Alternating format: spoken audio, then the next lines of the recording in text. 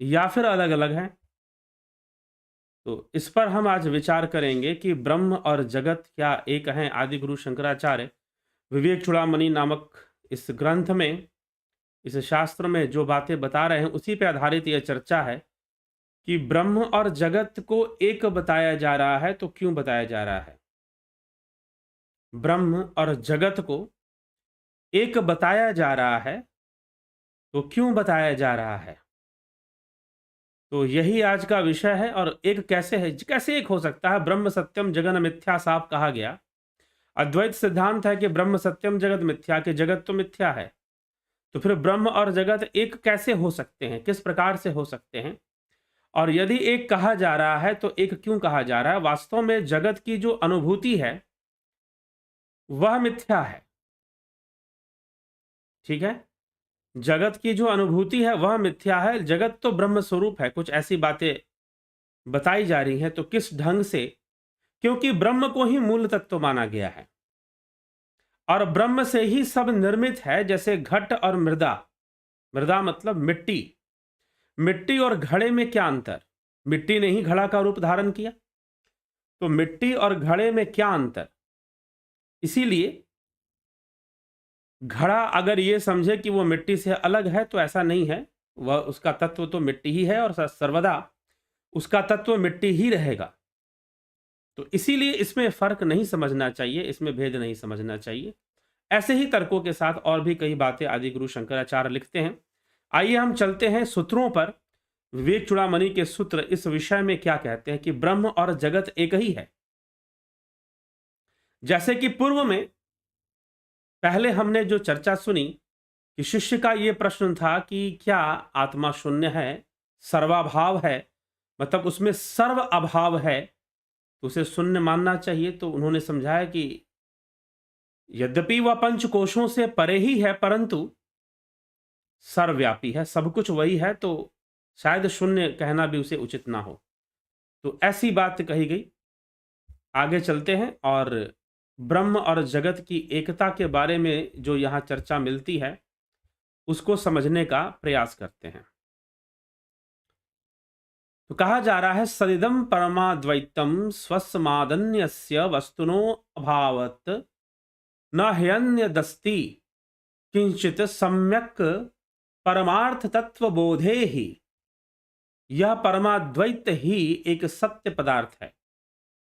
यह अद्वैत ही, यह ब्रह्म ही एक सत्य पदार्थ है। इसी को सत्य पदार्थ समझना चाहिए। तो यह परमाद्वैत ही मात्र एक सत्य पदार्थ है और कोई वस्तु है ही नहीं। मतलब कि इस अद्वैत को छोड़कर, इस ब्रह्म को छोड़कर दूसरी किसी वस्तु की सत्ता नहीं है, दूसरी कोई वस्तु है भी नहीं। जो है वह यह ब्रह्म ही है, दूसरी कोई वस्तु नहीं है। कुछ इस प्रकार से बात को समझाया जा रहा है। इस परमार्थ तत्व का पूर्ण बोध हो जाने पर और कुछ भी नहीं रहता। यह जो परमार्थ तत्व आत्मा है, यह जो परमार्थ तत्व ब्रह्म है, उसका बोध हो जाने पर यह स्पष्ट हो जाता है कि कुछ नहीं रहता, मात्र यह ब्रह्म ही है और कोई दूसरा तत्व नहीं है। फिर कह रहे हैं यदिदम सकलम विश्वम नाना रूपम प्रतीतम ज्ञानाद तत्सर्वम ब्रह्मैव प्रत्यस्ताशेष भावना दोषम। यह संपूर्ण विश्व जो अज्ञान से नाना प्रकार का प्रतीत हो रहा है, समस्त भावनाओं के दोष से रहित ब्रह्म ही है। यह जो संसार है, जगत है, यह संपूर्ण विश्व जो अज्ञान से, इंद्रियों के अज्ञान से, इंद्रिय अनुभूति को यहां अज्ञान माना गया है। ठीक है, अज्ञान से नाना प्रकार का प्रतीत हो रहा है। यह जो संसार नाना प्रकार का दिखाई दे रहा है, कुछ कैसा है कुछ कैसा है, समस्त भावनाओं के दोष से रहित, जो समस्त भावनाओं का दोष है, अर्थात जो भावातीत है, जो दोषों से रहित है, भाव दोष, इन भावनाओं को दोष माना गया है। हमारे मन में कभी कैसे भाव और कभी कैसे भाव उत्पन्न होते हैं, कभी किस प्रकार के भाव तो कभी किस प्रकार के भाव, तो कभी इस प्रकार के भाव तो कभी उस प्रकार के भाव। हम हमेशा किसी न किसी भावना के भीतर रहते हैं। यह भावना ही तो वृत्ति है।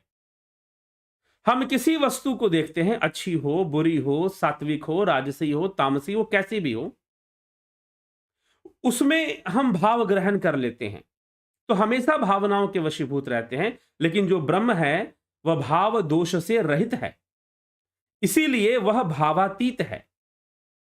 जो ब्रह्म है वो भाव दोष से रहित है, इसीलिए भावातीत है। ठीक, तो ये बात यहां पर समझाने की कोशिश की जा रही है। तो इसीलिए यह संपूर्ण विश्व जो अज्ञान से नाना प्रकार का प्रतीत हो रहा है, अर्थात यहां पर अज्ञान कहने का तात्पर्य इंद्रिय अनुभूतियों को अज्ञान कहा जा रहा है। तो इंद्रिय अनुभूतियों से जो नाना प्रकार का प्रतीत हो रहा है, समस्त भावनाओं के दोष से रहित ब्रह्म ही है। वास्तव में यह संपूर्ण संसार ब्रह्म ही है, लेकिन अज्ञान के कारण नाना प्रकार के सतरंगी दुनिया दिखाई दे रही है। मृत कार्य भूतो अपि मृदो न भिन्न कुंभो अस्ति सर्वत्र तु मृतस्वरूपात् न कुंभ रूपम पृथगस्ति कुंभ कुतो मृषा कल्पित नाम मात्रः। अर्थात कल्पित नाम मात्रः, मिट्टी का कार्य होने पर भी घड़ा उससे पृथक नहीं होता।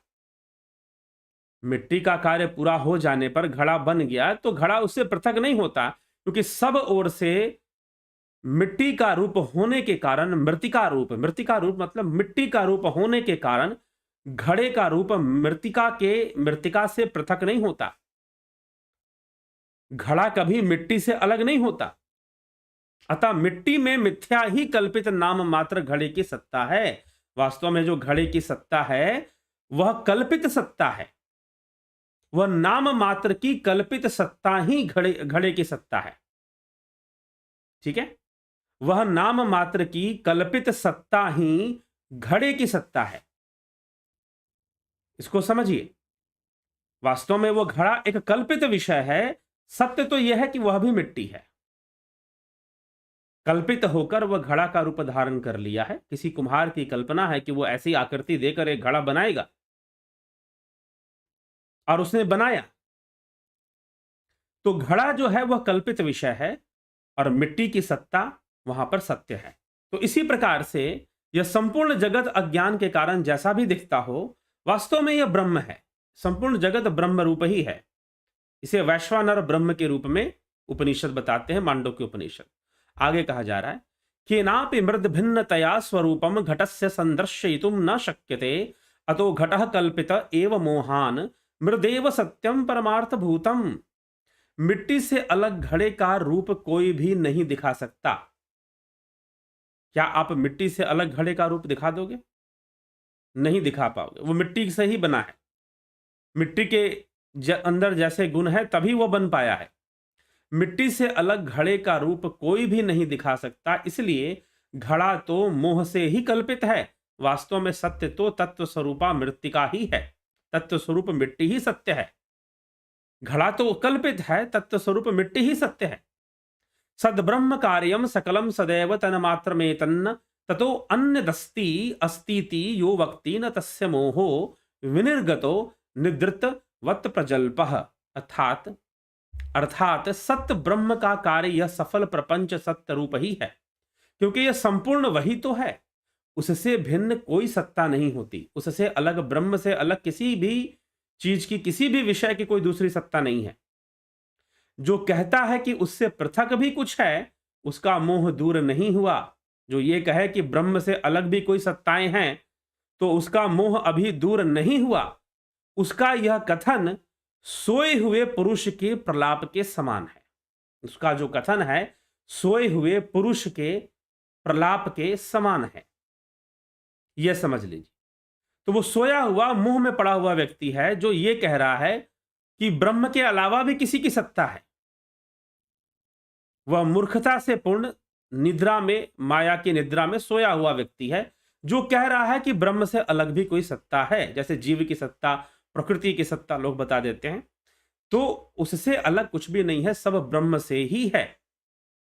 ब्रह्म से ही सब कुछ है, इसलिए ब्रह्म भी जगत स्वरूप है। ब्रह्म भी और जगत और ब्रह्म की एकता को यहां प्रमाणित किया गया है। आगे कहते हैं, ब्रह्मै वेदम विश्वमित्येव वाणी श्रुति ब्रुते अथर्वनिष्ठा वरिष्ठा तस्मातेदत् ब्रह्म मात्रम ही विश्वम नाधिष्ठानाद भिन्नतारोपितस्य। यह संपूर्ण विश्व ब्रह्म ही है, ऐसा अति श्रेष्ठ अथर्व श्रुति कहती है। यह संपूर्ण विश्व ब्रह्म ही है, कौन कहती है? अथर्वनिष्ठा वरिष्ठा। इस पर पहले भी चर्चा हो चुकी है, पहले भी मैंने इस पर व्याख्यान दे चुका हूं अथर्व श्रुति के प्रमाण के साथ।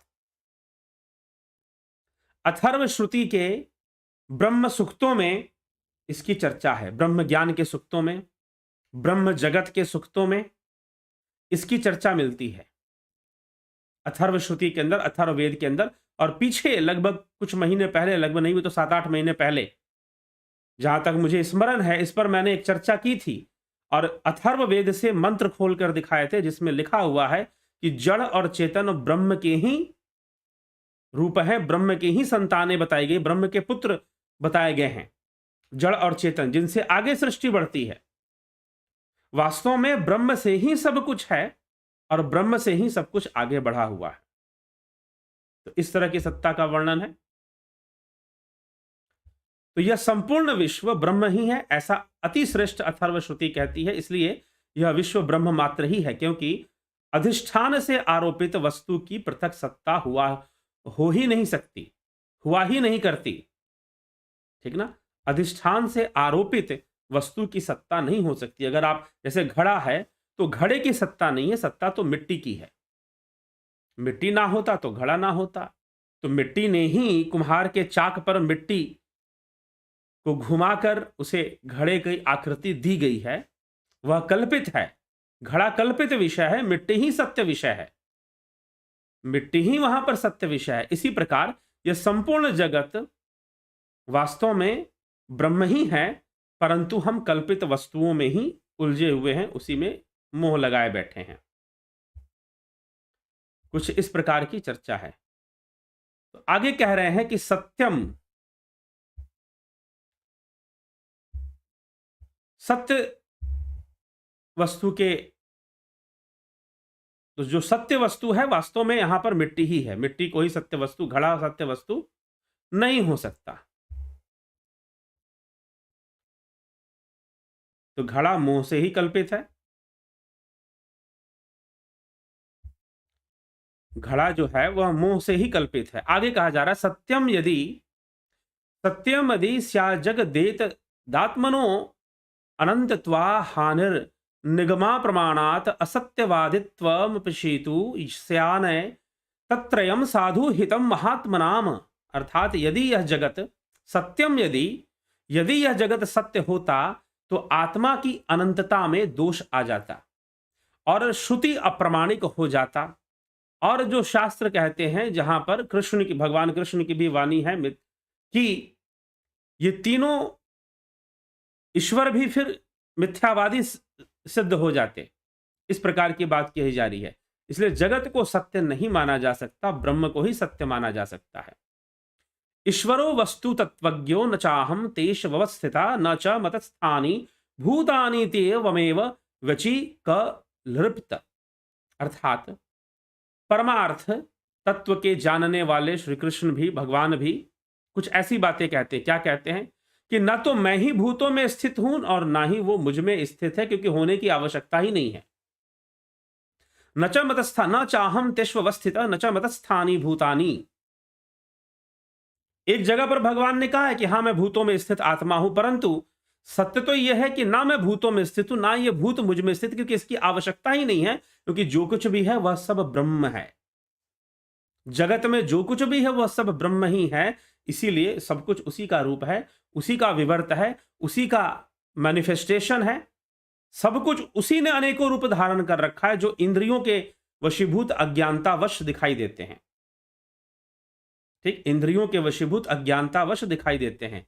यदि सत्यम भवेद विश्वम, यदि सत्वम भवेद विश्वम सुषुप्ता उपलभ्यताम यनोपलभ्यते किंचित तो अससत्व स्वप्न वन मृषा। यदि विश्व सत्य होता तो सुषुप्ति में भी उसकी प्रतीति होती। यदि विश्व सत्य होता तो सुषुप्ति अवस्था में भी प्रतीति होती, क्योंकि संसार की प्रतीति जागृत अवस्था में तो होती है, स्वप्न अवस्था में भी होती है, परंतु सुषुप्ति में नहीं होती है। तो जगत यदि विश्व सत्य होता तो सुषुप्ति में भी उसकी प्रतीति होनी चाहिए थी, किंतु उस समय इसकी कुछ भी प्रतीति नहीं होती सुषुप्ति अवस्था में। इसलिए यह स्वप्न के समान असत और मिथ्या है। यह संपूर्ण संसार स्वप्न के समान असत और मिथ्या ही है। यह संपूर्ण संसार स्वप्न के समान असत और मिथ्या ही है। अतः पृथंग नास्ति जगत परमात्मनः पृथक प्रतीतितस्तु मृषा गुणादिवत् आरोपितस्यास्ति किमर्थवता धिष्ठानमाभाति तथा भ्रमेण। इसलिए परमात्मा से पृथक जगत है ही नहीं। उस परम तत्व से, उस ब्रह्म से पृथक जगत है ही नहीं।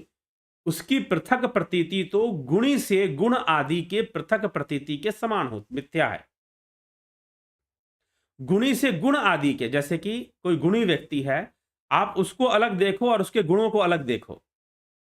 क्या दोनों को अलग अलग, गुणी से गुण को अलग करके देख सकते हैं? नहीं देख सकते हैं। वैसे ही जगत को, इस विश्व को ब्रह्म से अलग करके नहीं देख सकते। वह ब्रह्म ही है। बस अज्ञानतावश इंद्रियों के कारण जो अज्ञानता पैदा हो रही है, उससे सतरंगी दुनिया दिखाई दे रही है। क्योंकि मनुष्य के आंखों में 7 रंग देखने की ही क्षमता है, उससे अधिक रंगों को देखने की क्षमता नहीं है। तो यहां पर यह समझता है। तो वस्तु की वास्तविकता ही क्या? वह तो अधिष्ठान ही भ्रम से उस प्रकार भास रहा है। वस्तु की कोई वास्तविकता नहीं, वह तो अधिष्ठान के कारण, अधिष्ठित होने के कारण वैसा भास रहा है। भ्रांतस्य यदद भ्रमतः प्रतीतम ब्रह्मैव तदद्रजतम ही शुक्ति इदंतया ब्रह्म सदैव रूप्यते त्वारोपितम ब्रह्मणि नाम मात्रम। अज्ञानी को अज्ञानवश जो कुछ भी प्रतीत हो रहा है वह सब ब्रह्म ही है।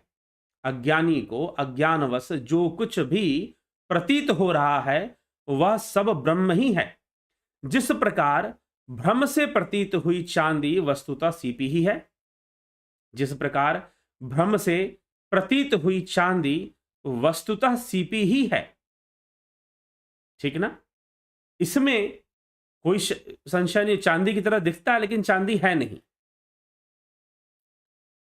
तो इदम जगत, यह जो जगत है, रूप से सदा ब्रह्म ही कहा जाता है, ब्रह्म में ही आरोपित है और ब्रह्म से अलग नहीं है, ब्रह्म ही है। और उसका जो रूप है, आरोपित जगत तो नाम मात्र है। जगत तो बस नाम मात्र है। जैसे कि मिट्टी ही घड़ा बन गया है, घड़ा तो मिट्टी का ही एक रूप है। घड़ा क्या है? जो घड़ा है, जो घट है, वह मिट्टी का ही एक रूप है। जो घट है वह मिट्टी का ही रूप है, जो घड़ा है वह मिट्टी का ही एक रूप है।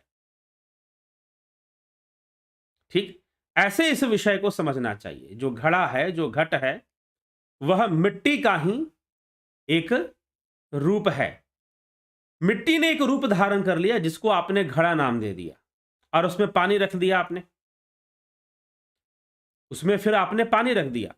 तो घड़ा कुछ और नहीं है, घड़ा तो मिट्टी का ही एक फॉर्म है, मिट्टी का ही एक रूप है। वैसे ही यह जगत, संपूर्ण जगत ब्रह्म ही है।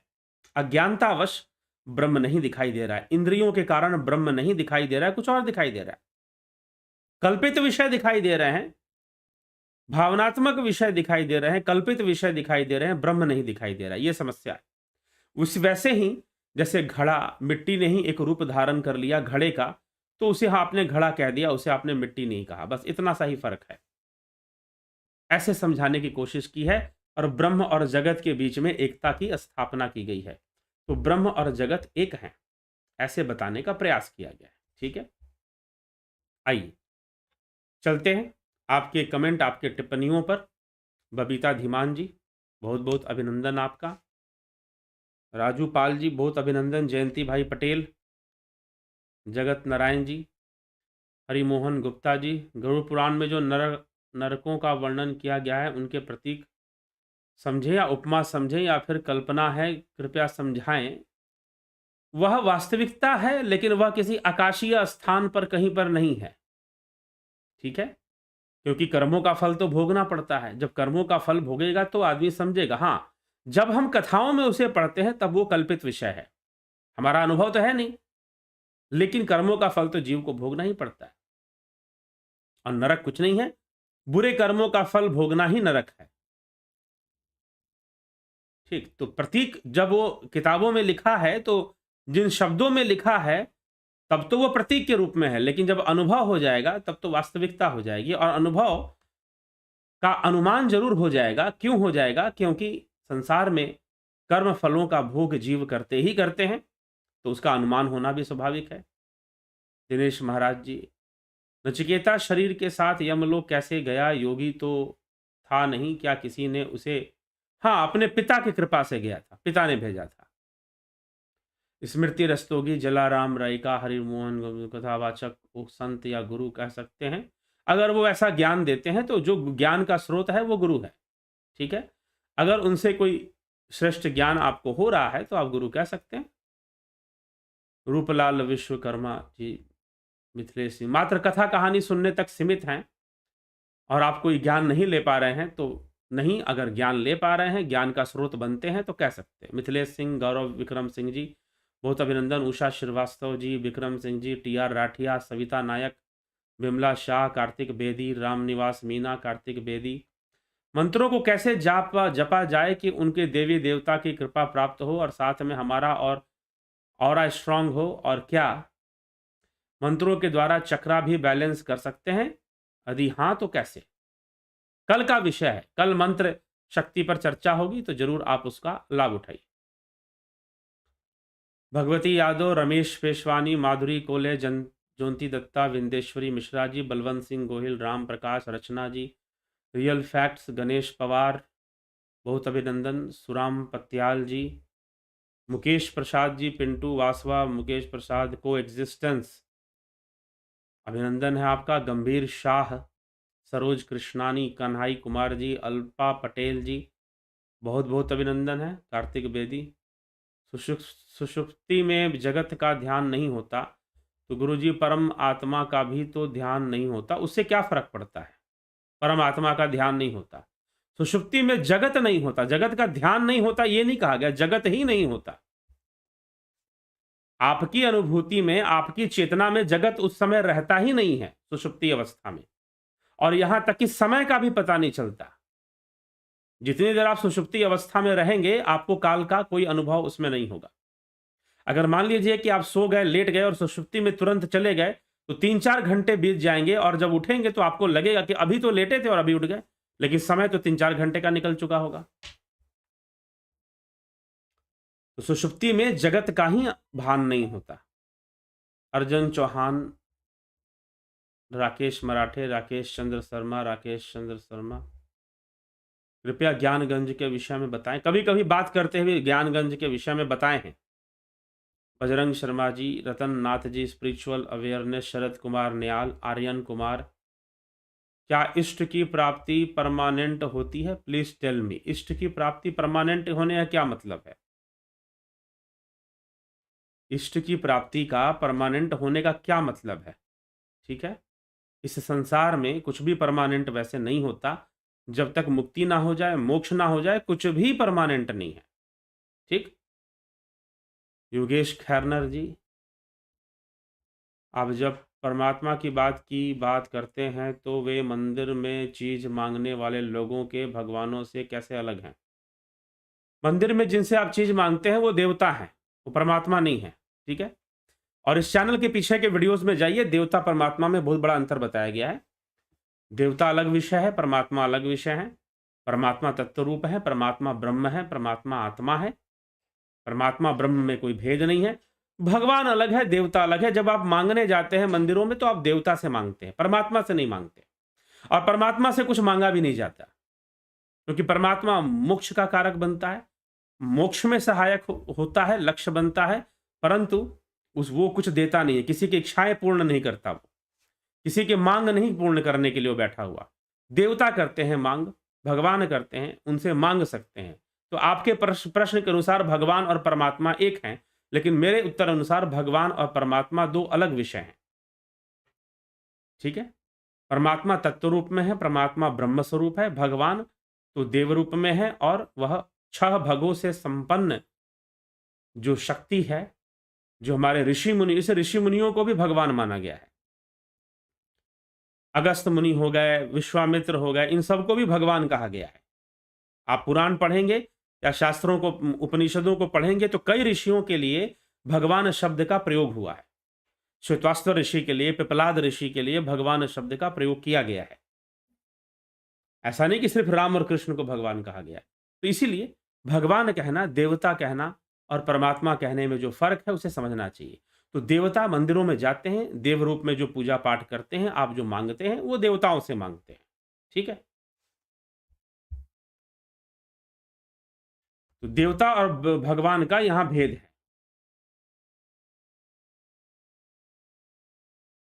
मोक्ष ध्यान योग से मिलता है या अष्टांग योग से मिलता है? अष्टांग योग, ध्यान योग एक ही विषय है। अष्टांग योग में 8 अंग की चर्चा है। जब ध्यान योग होगा तो उसमें प्राणायाम, प्रत्याहार, धारणा, ध्यान, समाधि ऐसे चर्चा होगी। एक ही विषय है, वो अलग अलग विषय नहीं है। अलग अलग विषय समझना ही भ्रम है और भ्रमित अवस्था है, अगर अलग अलग कोई समझ के बैठ गया तो। ठीक है? तो ये कई बार तो यही लगता है कि लोग भ्रमित रहना ही पसंद करते हैं, क्योंकि भ्रमित अवस्था में बुद्धि काम करती है, भ्रमित अवस्था में तर्क वितर्क होता है। ठीक है? तो इसीलिए इन योग सिर्फ एक है। ना कर्म योग अलग है, ना ज्ञान योग अलग है, ना भक्ति योग अलग है ही नहीं। यह अलग अलग संदर्भ से इसको बताया गया है। हम कुछ ऐसा कर्म करें जिससे कि योग हो तो वह कर्म योग है। हम कुछ ऐसी भक्ति करें जिससे कि हमारा योग हो। हम कुछ ऐसा ज्ञान हासिल करें, हम कुछ ऐसा ज्ञान अर्जन करें जिससे कि हमें आत्मा का रहस्य प्रकट हो जाए और हमारा योग हो। जब ऐसा ज्ञान अर्जन हो जिससे कि योग प्रारंभ हो जाए तो वो ज्ञान योग हो जाएगा। ठीक है?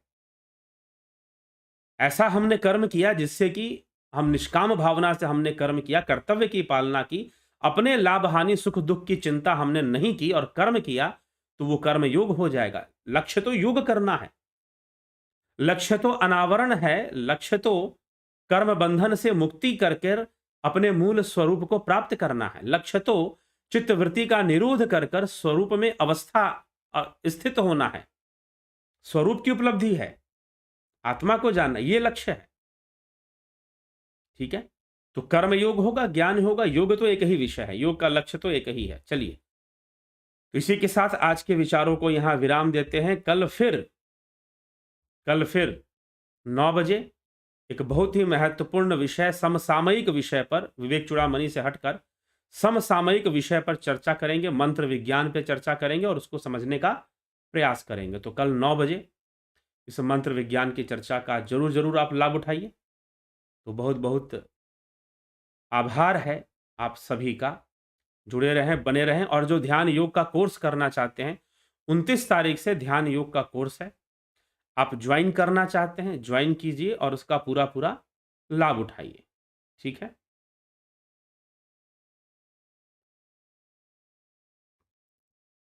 ठीक। तो यह सारी चीजें चर्चा में होती रहती हैं। वेद, पुराण, शास्त्र, उपनिषद, इनमें क्या अंतर है बताया जा चुका है।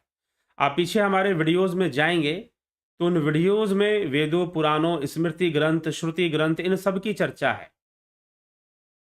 ठीक है?